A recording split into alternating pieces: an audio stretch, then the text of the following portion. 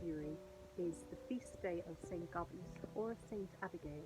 There's a number of sites around Munster dedicated to the saint, including our very own Kilgobnet Church here in Dungarvan.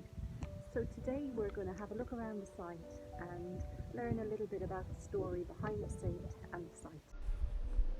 Kilgobnet is around 3 kilometres north of Dungarvan, and it sits on a very steep slope. There's very little that we know about Gobnait's life because it was really not written down during the medieval period, but there's certainly plenty of folklore at many of the Munster sites that are dedicated to her. It's said that she lived in the 5th and 6th centuries, and she was known as the patron saint of ironworkers and bees.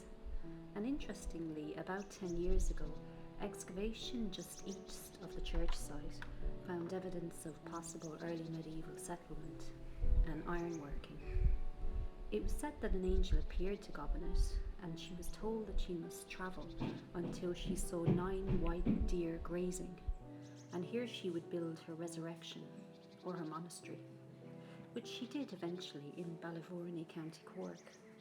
But along her travels, she's said to have founded churches in Kerry and also here in Dungarvan, County Waterford. It's believed that she could heal people with the power of the honey from her bees, even protecting her village from plague. Another tale tells how she sent a swarm of her bees after cattle raiders, and the cattle were quickly returned.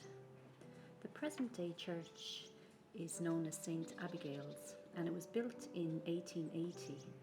There's very little remains of the earlier medieval church, but it's said that the remains of the Romanesque doorway in the south wall was used as inspiration for the current Roman Catholic church door.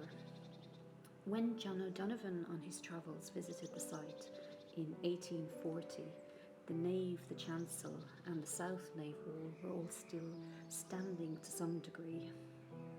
Unfortunately today it's just the east gable that stands. And just 100 metres north of the church, in the field behind the church, is the well known as Tobber Gobnait. It was also called Poundwell, at which the pattern was held, and later the Stations of the Cross were said. These are no longer said at the site, and it's fairly neglected now.